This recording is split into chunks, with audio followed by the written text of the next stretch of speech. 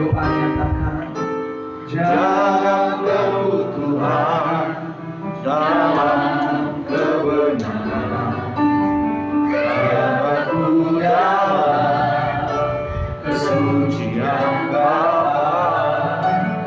Rinduku tetap di dalammu, menikmati indahnya hadiratmu Tuhan.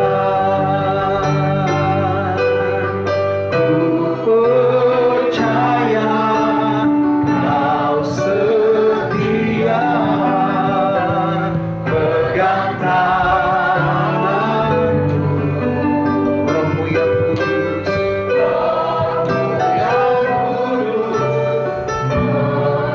memimpinku. Kita bangkit berdiri bersama-sama. Percaya Kau setia, pegang tangan kami, Rohmu yang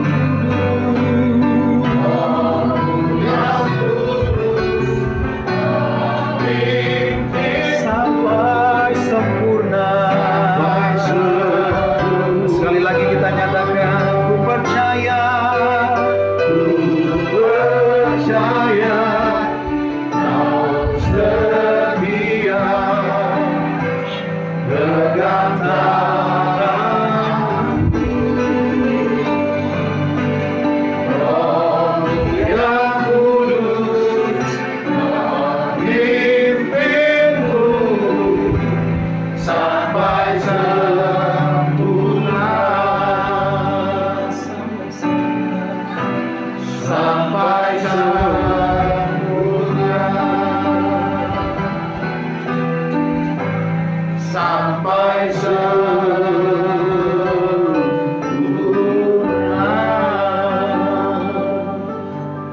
Biar pujian ini menjadi doa kami Tuhan, dan kami percaya doa kami ini berkenan di hadapan-Mu. Kami rindu Kau menjaga setiap hati kami, setiap hidup kami dengan firman-Mu, dengan sabda-Mu. Terima kasih Bapa, kami sudah menaikkan pujian penyembahan kami. Kami sudah mengekspresikan sukacita kami, ucapan syukur kami kepadamu di minggu yang indah ini Bapa. Kami percaya sebagaimana janji-Mu, Engkau hadir bertahta di atas puji-pujian umat-Mu. Engkau hadir di tengah-tengah kami. Dan ketika Engkau hadir, menyatakan kuasa Allah yang besar, yang sakit Tuhan sembuhkan, yang susah Tuhan hiburkan, yang bimbang Tuhan teguhkan, sehingga kami pulang dari tempat ini tidak sama seperti pada saat kami datang. Kami pulang membawa sukacita Allah yang besar, karena Tuhan memberkati kami. Dan pujilah nama-Mu Bapa, kuduskan hamba-Mu yang kosong ini Tuhan. Taruhkan perkataan-Mu melalui lidah mulut bibir hamba-Mu menyatakan kasih-Mu, sehingga kami semua, baik yang mendengar pun yang menyampaikan, Tuhan memberkati kami dengan sabda-Mu. Terpujilah nama-Mu Bapa. Demi Kristus Yesus Tuhan, kami siap mendengar sabda-Mu. Terpujilah nama-Mu. Yang siap mendengar firman Tuhan sama-sama katakan amin. Sekali lagi kemuliaan bagi Tuhan. Silakan duduk. Ibu Bapak yang Tuhan kasihi, jemaat GSKI Enosis, orang bilang tak kenal maka tak sayang. Itu dulu saudara. Tapi sekarang berbeda. Tak kenal saudara menjelek-jelekkan. Oh iya. Nanti yang hadir di sini, kalau ditanya di rumah yang tidak hadir, siapa tadi yang khotbah Pak? Nih, siapa yang khotbah? Aduh lupa saya. Orangnya gendut, hitam. Saudara menjelek-jelekan saya. Padahal itu bukan fitnah, memang fakta. Saya, Pastor Thomas Gunawan, menyelesaikan studi S1 teologi saya di Seminari Bethel. Saya melayani di GBI Pajajaran di Tangerang, di Perum 3, depan Supermall Karawaci, persis seberangnya saja.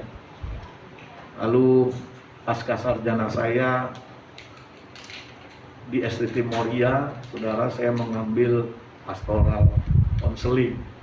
Tetapi karena STT ini bagus, megah, punya Lisa Sindoro, itu bagus, kampusnya bagus, perpustakaan bagus. Tapi pada saat saya kuliah 2 tahun nggak terakreditasi, saudara. Jadi saya pindah ke STT IKAN. Nah, di STT IKAN saya ambil lagi kuliah teologi kepemimpinan. Jadi saya lulus dengan master teologi kepemimpinan katanya. Itu sudah. Terima kasih Pak Silayan. Ya, saya suami dari 1 istri, ayah dari 2 orang putra dan putri. Anak saya yang pertama lulusan psikologi Atmajaya tahun 2015. Dan ini yang nomor 2 semester lemot, saudara, karena harusnya lulus tahun ini, tapi dia kena lockdown, pulang ke Tangerang, malah nggak kuliah. Ya kuliah ngambil, tapi main-main gitu sama kakaknya, dikasih kerjaan, gajinya cuma jalan-jalan ke luar negeri ya. Dia seneng-seneng aja diajak ke Singapura, Malaysia, kuliahnya ayahnya yang bayar terus. Mudah-mudahan doakan bisa lulus Jeremy ini di Universitas Negeri Lampung, Unila, ambil IT ya. Baik, saya kira perkenalan saya sudah cukup. Saya lebih banyak di media, saudara. Dari dulu saya ini di media. Jadi saya ya sebagian yang BBCO udah tahu lah di Tirta TV ya. Jelek-jelek ini mimpin. Nggak jelek. Oh, tetap jelek. Itu bintang kalau itu. Enggak. Emang. Tapi milik Tuhan. Ya. Selain itu saya menulis di kolom keluarga majalah Gaharu. Ya. Saya konselor rohani, punya sertifikat. Ya, lumayan lah. Jadi kalau butuh konseling bisa panggil saya dari Tangerang.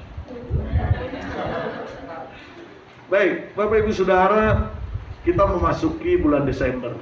Ya. Biasanya Desember itu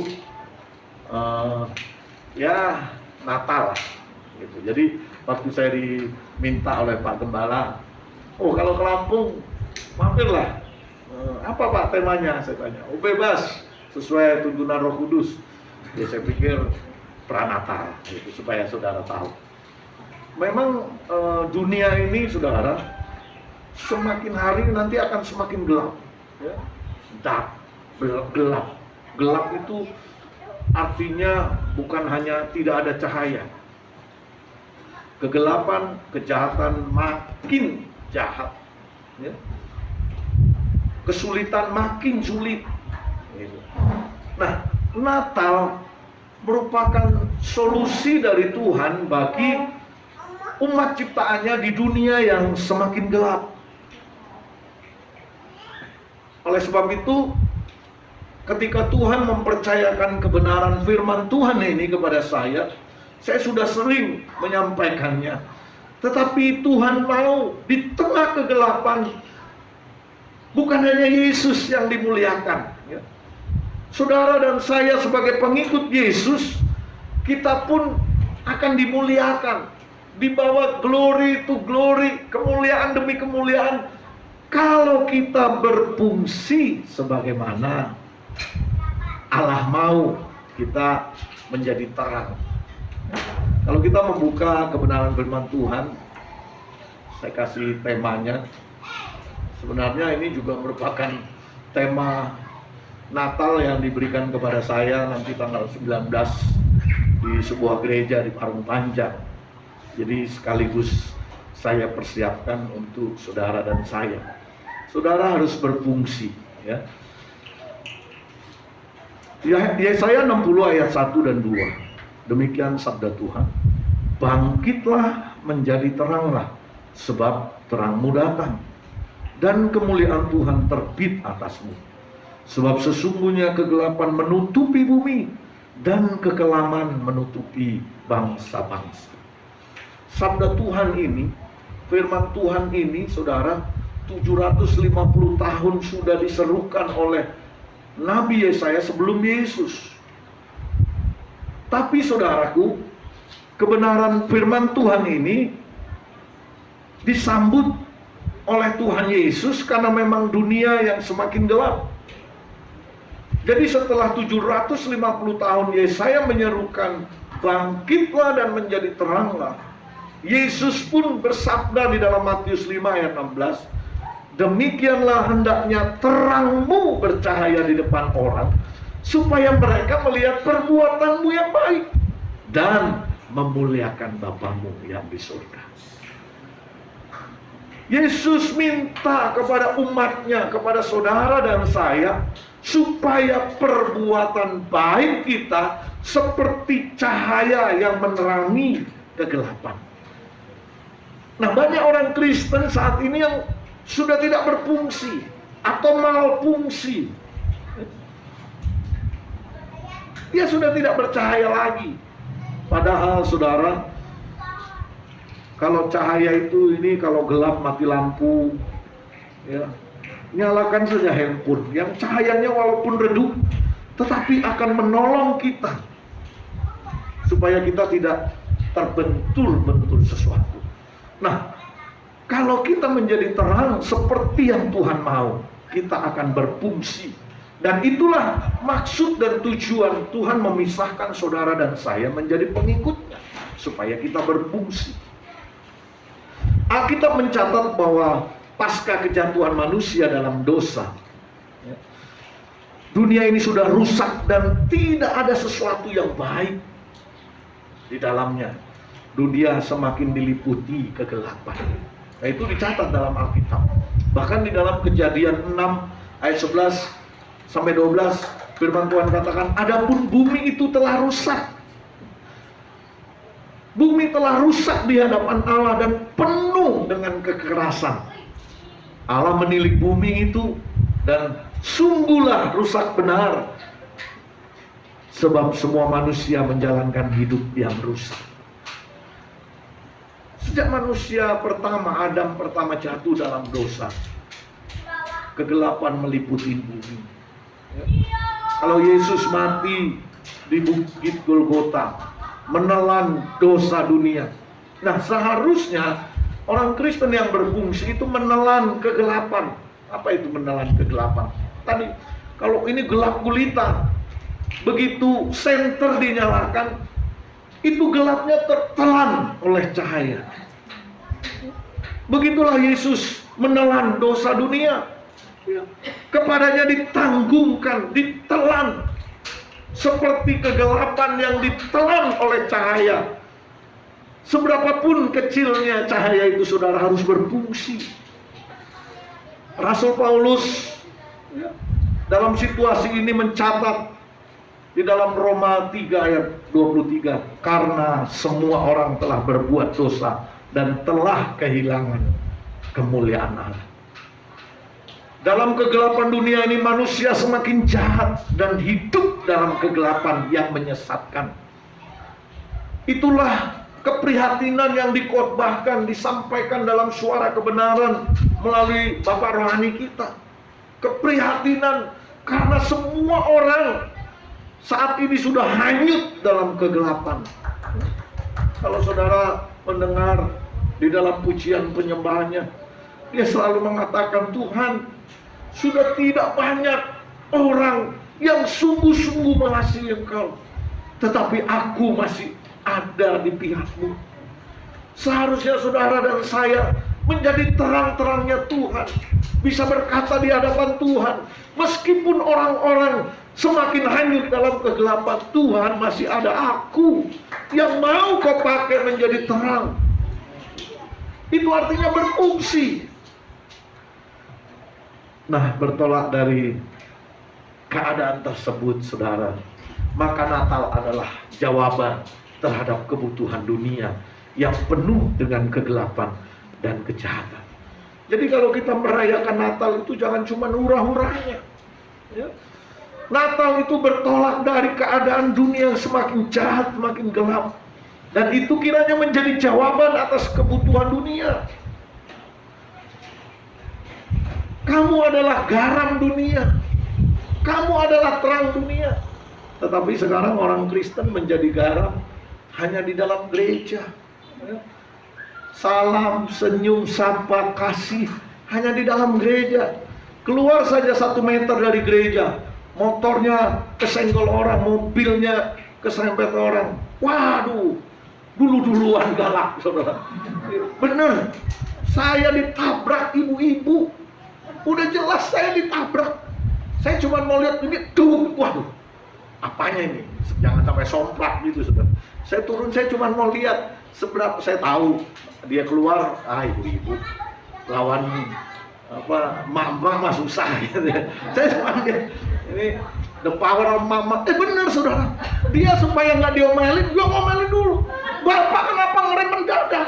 Waduh, bukan salah saya. Kalau bapak nggak ngerem mendadak, bu, saya nggak marahin ibu, saya cuma mau lihat somplak nggak mobil saya. Kalau somplak kan harus saya perbaiki. Udah nggak, saya nggak marahin ibu. Waduh, galakan dia. Nah, itu saudara, itu sebabnya pada saat saya diundang khotbah di Bandung bersama Stephen, anaknya Pak Eras ya, Jeremy, kami makan di restoran yang katanya enak. 7:30 kami datang. Jam 10:30 kali baru makan. Bayangkan. Itu Stephen dan teman-teman pemusik, kan mereka main musik. Lalu saya khotbah, udah mau marah. Saya bilang, Ben, jangan marah-marah, Ben. Takutnya marah-marah, besok mereka jemaat kita yang ditayang bisa bahaya. Karena saya pernah dengar pendeta begitu. Mobilnya serempetan sama truk, marah-marah. Udah minta ganti gitu. Sampai di gereja yang dia mau khotbah, truknya ngantar material. Bapak yang tadi ya, aduh, malu kan saudara. Nah, orang Kristen harus berfungsi dengan benar. Saya pelajari dalam Alkitab dan dalam kehidupan sehari-hari, ada beberapa fungsi terang yang Tuhan mau. Jadi kita jangan jadi terang dan garam, apalagi jadi garam cuman di gereja, di lingkungan kita, senyum, manis, canda tawa sapa kita, kasih kita, shalom. Waduh, kagetnya orang Kristen gitu. Darah Yesus. Jangan cuma di gereja. Kalau cuma di gereja kasihan gembala. Ini jadi gudang garam, saudara. Bukan rokok. Gudangnya garam ini kan di gereja semua. Tapi di sini sih juga di Jakarta sana, saudara. Di sini mah berfungsi. Jangan kita jadi gudang garam di sini. Kasihan kan Pak Gembalanya makan garam terus bisa stroke. Jadilah garam di luar, di mana kegelapan itu ada, supaya kita dinikmati, dicicipi. Oh, orang Kristen berbeda ya. Saya dulu sebelum bertobat, saudara, tetangga saya, mohon maaf nih, Chinese keturunan berapa gitu, kaisar mana, dia praktek akupuntur. Itu saudara-saudaranya kalau buang sampah ditaruh ada pohon di depan persis pintu gerbang. Saya memang panjang tapi kan ada yang pendek persis di sebelahnya.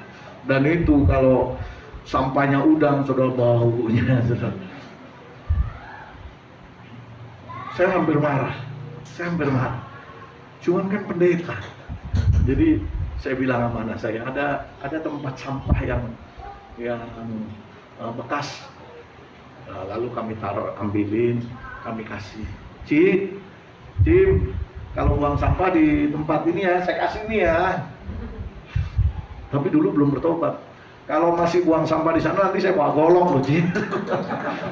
Balik tebang pohonnya supaya dia nggak bisa buang sampah di situ, bau, saudara. Nah, itu kita berfungsi, saudara. Paling tidak ada 3 fungsi terang itu. Kita akan melihat bersama-sama ya. Yang pertama, terang itu memberi harapan. Ya. Di tengah kegelapan tentu orang berharap dapat pertolongan, berjumpa dengan orang Kristen, berharap ada solusi. Jadi terang itu memberi harapan. Yohanes 1 ayat 4, dalam Yesus ada hidup, dan hidup itu adalah terang manusia. Yesus kalau memerintahkan kita bukan hanya ngomong, dia memperagakan. Nah, orang Kristen yang memperagakan firman, dia menjadi pengharapan bagi banyak orang. Amin, saudara.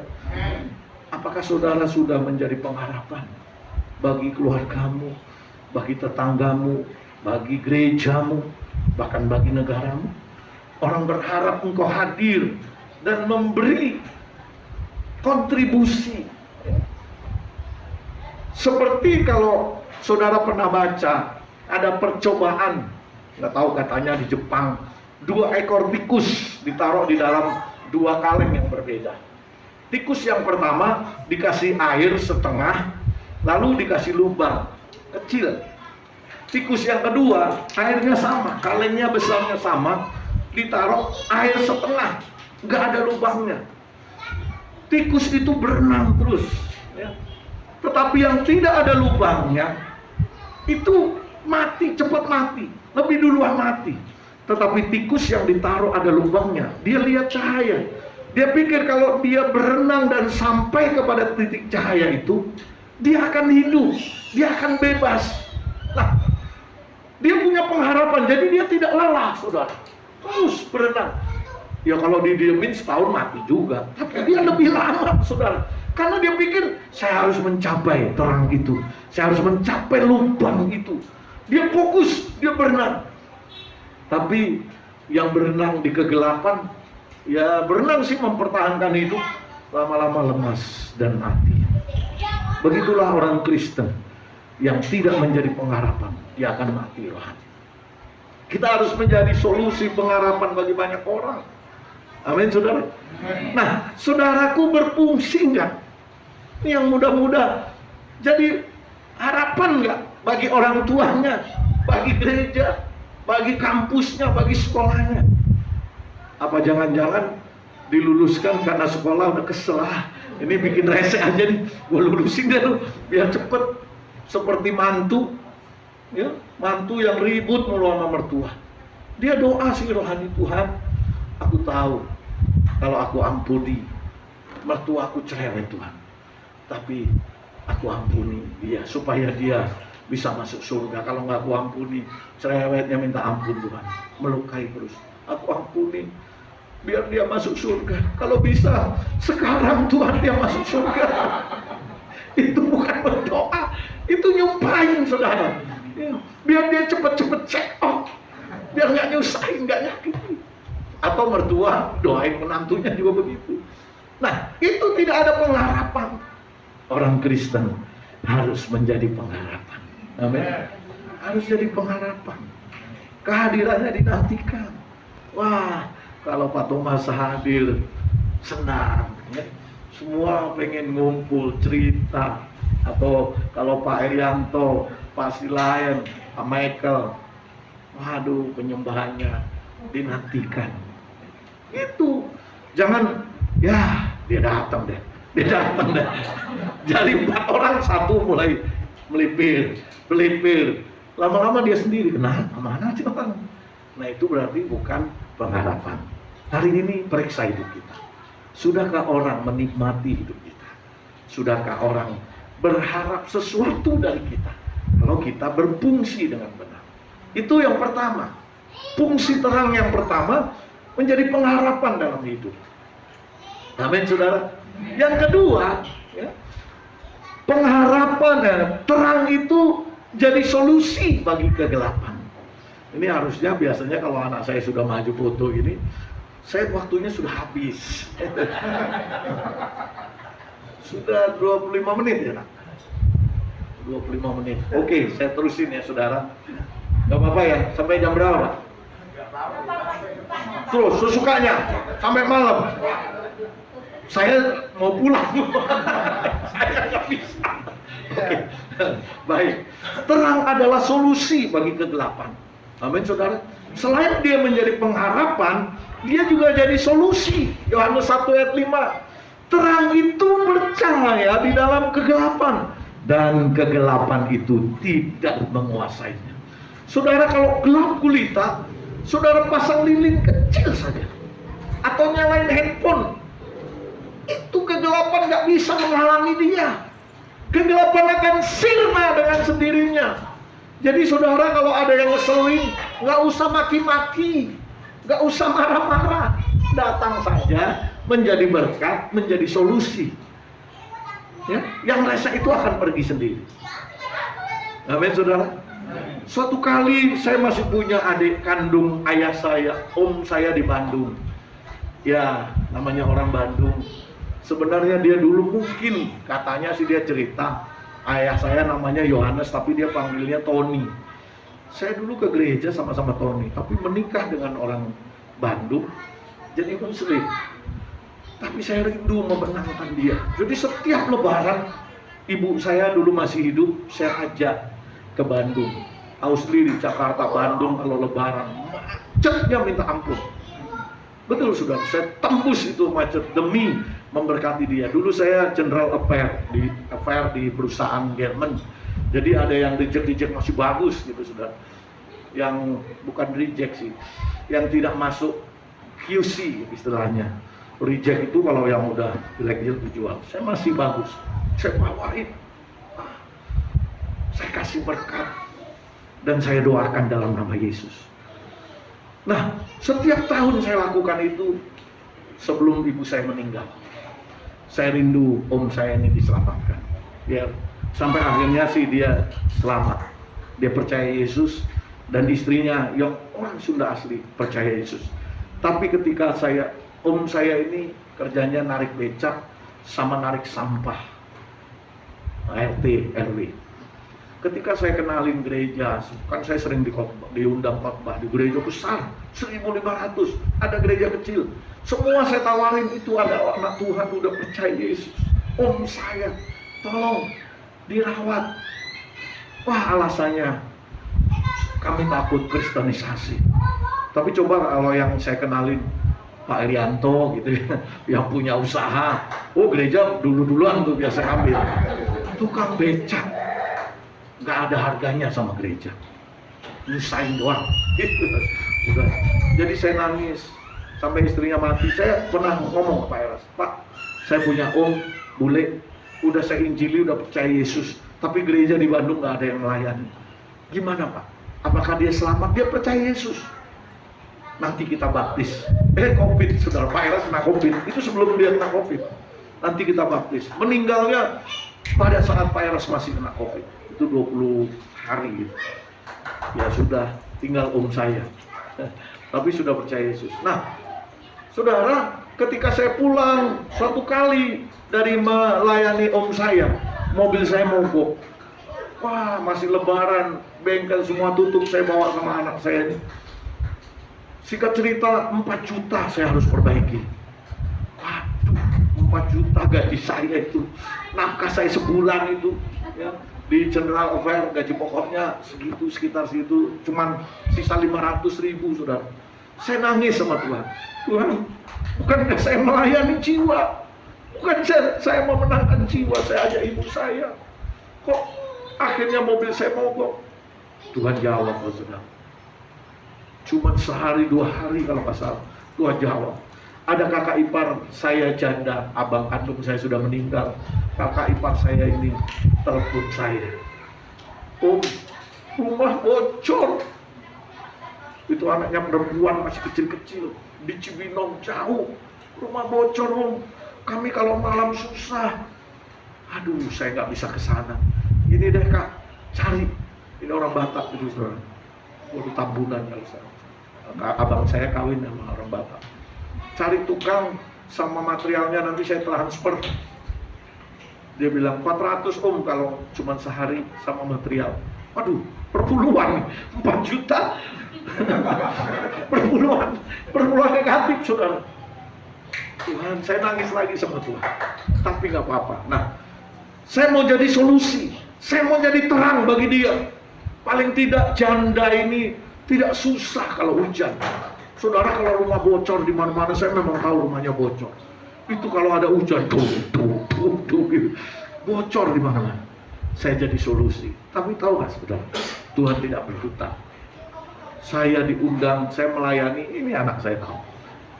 Saya melayani jadi konselor, seorang ibu dokter, suaminya lulusan luar negeri, usaha. Ya, konglomerat sih enggak, tapi kaya lah. Rumahnya ada kolam renang, sering saya pakai untuk baptisan. Kaya, saudara. Tapi bapaknya ini, kalau nggak pulang-pulang namanya apa? Bang Toyib. Nggak pulang-pulang.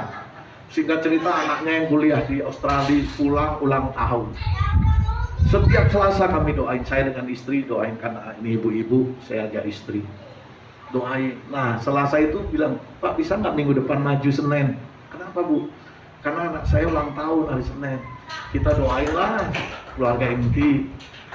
Oh ya udah, nanti saya bergitar, saya ajak dia yang pintar main gitar. Pikir ulang kan, biasanya saya yang menyembah. Singkat cerita, saya datang hari Senin, loh rumahnya udah banyak. Ini Manado saudara, Manado Chinese. Rumahnya banyak orang putih hitam, pesta gitu. Manado kan begitu, udah ada babi guling, ayam guling, kambing guling, udah banyak di tempat kolam renang dulu. Terus yang undang saya ibu dokter ini nggak ada. Rupanya ayahnya waktu itu pulang, si Bang Toyib ini pulang, ngasih surprise-nya mobil Ford sedan yang bisa parkir sendiri kelasnya itu. Jadi mau surprise, anaknya disuruh dibawa ke salon sama ibunya. Saya telepon, Dok, katanya cuma keluarga ini besar nih, saya jadi gak enak, kan minder juga saudara. Keluarganya necis-necis, untuk saya ya sebagai paduan dasi, mau ulang tahun saya bawa dia main gitar. Oh nggak apa-apa Pak Pendeta, ya paket hemat aja. Orang Manado mah kalau udah begitu pengennya makan doang gitu. Jadi udah doa, nyanyi, renungan singkat saja 10-15 menit. Jadi saya paket hemat. Penyembahan, doain, khotbah. Kebetulan si Bang Toyibnya di depan saya gini, jadi kesempatan untuk khotbah. Memang Tuhan yang kasih. Saya hajar dengan firman Tuhan gitu. 15 menit. Pas pulangnya, kan ini paket hemat. Pas pulangnya saya mau pulang, si Bang Toyib ini lari-lari, tunggu Pak Pendeta. Wah, dia kasih saya tebal sudah, amplop tebal. Nah, saya bilang enggak lah, enggak layak. Cuman istilahnya 10-15 menit, enggak. Ini Pak Pendeta, enggak. Ini, jadi kalau di slow motion, enggak. Ini. Begitu bolak-balik orang jadi lihat saudara, ada apaan itu? Drama apaan itu? Gitu. Saya malu. Ya kalau dipaksa ya udah, puji Tuhan, saya kantongin saudara. Karena memang tebal, saya nggak bisa duduk. Gitu. Jadi seumur-umur saya nggak pernah hitung berkat di mobil. Nah kali itu karena ganjel, saya buka lah. Sudah buka, sudah pegang, penasaran. Saya hitung 10, 11, 50 ribuan ya Pak? Istri saya di belakang. Enggak, 100-an. 20. Sini aku yang hitung. Seumur hidup istri saya pelayanan lebih dari 25 tahun. Baru kali itu dia minta pengen ngitung. 5 juta. Saudara. Tadi kan 4 juta plus 4 juta. Sisa 600 ribu. Puji Tuhan. Bisa untuk PAUD, waktu itu PAUD 2 mili. Bisa untuk PAUD. Ya, sudah bayar kartu kredit, kan gesek dulu saudara 4 juta. Sudah dikembalikan yang 400 ribu buat janda-janda itu saudara. Lalu sisanya 600 ribu. Cukup saudara? Enggak. Itu kan Senin, besok Selasanya dia telepon lagi, Bang Toyib, Pak Pendeta hari Sabtu ada waktu nggak? Saya sih libur, paling kalau ada konseling. Ya, ini dong kita mau bikin doa, saya baru buka pabrik. Oh rupanya dia pulang buka pabrik. Saya khotbah di pabrik itu. Drama terulang. Ini enggak. Ini. Itulah bonusnya saudara. 5 juta lagi. Beri kemuliaan buat Tuhan kita. Kalau saudara mau menjadi fungsi benar, menjadi solusi, mungkin nggak enak. Saya pun meratap. Tuhan, saya pakai pelayanan, tetapi saya mau jadi solusi buat kakak janda ini. Walaupun sakit saudara, tetapi Tuhan tidak berhutang. Jadilah solusi. bagi saudara-saudara, bagi semua orang, supaya engkau berfungsi. Ya. Kalau kita berfungsi di hadapan Tuhan, Tuhan pasti senang. Yang terakhir saudara, ini udah lewat waktu. Terang itu memberi arah, menuntun kita seperti mercusuar. Dia menyala. Kapal perang mau kapal induknya Amerika menghadapi sinar mercusuar, nggak akan berani menabrak, nggak akan berani, karena memang terang itu memberi arah. Kapal induk, meskipun kamu punya nuklir, ini ada batu karang di sini. Dia nggak, emang gue takut sama cahaya lu. Dia nggak tabrak itu karena pasti akan merusak lambung kapal. Nah saudara, kalau saudara menjadi terang, siapapun tidak bisa merendahkan saudara. Justru saudara menjadi patokan buat orang. Ya. Kita akan menjadi penuntun. Seperti seorang bapak yang pernah saya saksikan di khotbah Morning Blessing, kalau saudara ingat. Saat itu Natal, dan di barat, di Amerika, Natal itu salju. Kadang-kadang pesawat tidak bisa terbang karena tertutup salju landasannya.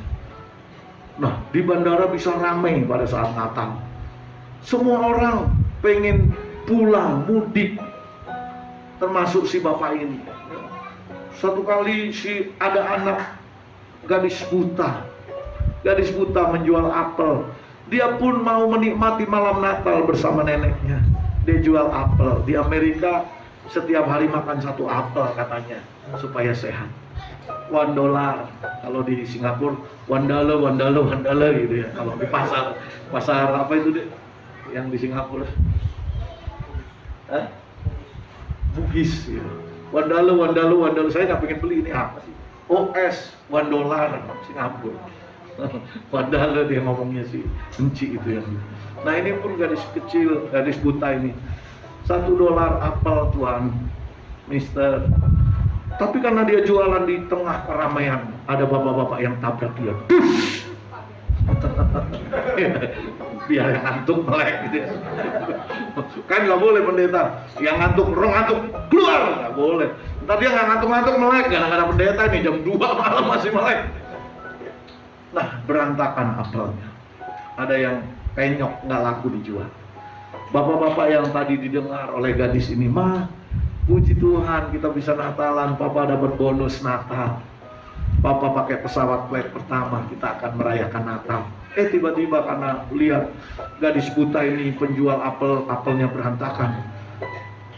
"Mah, doain ya supaya Papa nggak terlambat." "Ada apa, Pak? Tadi katanya semua lancar." "Iya ya, panjang ceritanya, nanti doain aja." Dia kumpulkan apel. Dia datang kepada gadis buta ini, ditaruh. Nah, ada beberapa yang penyok, nggak laku dijual. Nih, saya kasih. Waktu si bapak ini ngumpulin aja, dia udah kaget. "Mister, are you Jesus? Apakah engkau Yesus?" "No, I'm not Jesus." Ditambah waktu dia kasih beberapa $, untuk apel-apel yang penyok, dia kaget lagi si gadis buta. "Mister, are you Jesus?" "Bukan, I'm not Jesus." Lantas si bapak ini pamit, "Sudah ya, saya mau buru-buru kejar pesawat." Si gadis buta pamit, Mister." Dia penasaran, saudara. "Ya, kenapa?" "Ayo Jesus, apakah engkau Yesus?" Si bapak yang sudah 3 kali dipanggil, dia tanya, "Kenapa sih? Dari tadi saya udah bilang saya bukan Yesus. Kenapa kamu pikir saya Yesus? Saya buru-buru ini." Si gadis buta menangis, karena hanya Yesus yang mau peduli kepada orang miskin seperti saya. Hanya Yesus yang mau menolong orang-orang susah seperti kami. Saudaraku, harusnya saudara menjadi terang, menjadi solusi. Kita menjadi arahan, seperti melihat Yesus. Ketika melihat Jeremy, orang berpikir bertemu dengan Yesus. Ketika melihat ibu gembala, dikira Tuhan Yesus. Karena hanya Yesus yang mampu mengasihi orang lain tanpa memandang bulu. Jadilah Kristus. Berfungsilah seperti terang di tengah-tengah kegelapan dunia ini. Kiranya kebenaran ini membawa kita berfungsi dengan benar di hadapan Tuhan. Jangan takut. Ketika kita menjadi berfungsi dengan benar, kadang-kadang justru tidak enak kita hadapi. Tetapi percayalah, Tuhan tidak berutang. Dari singgasananya Dia memperhatikan siapa orang-orang yang sungguh-sungguh menyenangkan hati Tuhan dengan fungsi yang benar. Dia melihat. Atau kita menjadi orang-orang Kristen yang cuma menghangatkan bangku-bangku gereja. Dia tahu orang yang cari Tuhan dengan sungguh-sungguh, dia akan memanfaatkan menjadi berkat, terang dan garam bagi dunia ini. Sore ini Tuhan sudah berfirman, jadilah solusi, jadilah pengharapan, jadilah penuntun di tengah-tengah dunia yang gelap. Kita tundukkan kepala, saudara.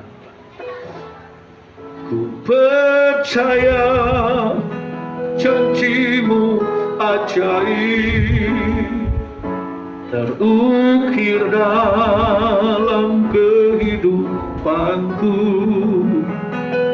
Ku berserah di dalam kekuatan-Mu, hanya Kau segalanya bagiku.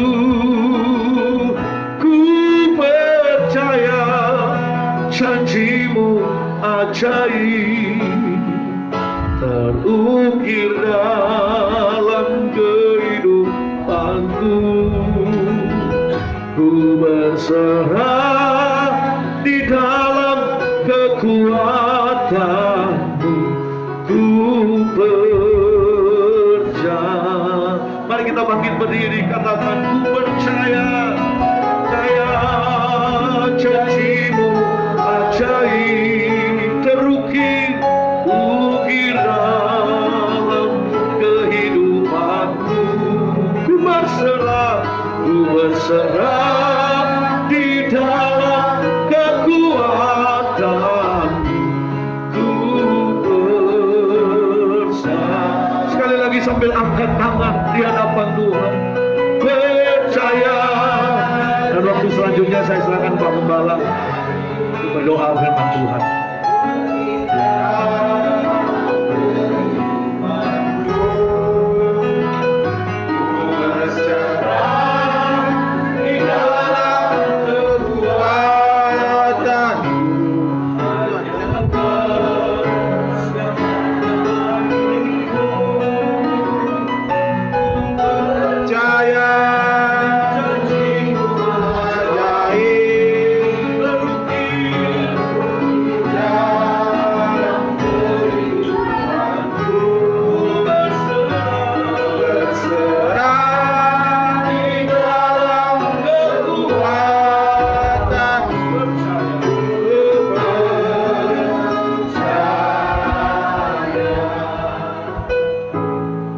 Terima kasih buat kebenaran firman yang sudah disampaikan oleh hamba-Mu, Pastor Thomas.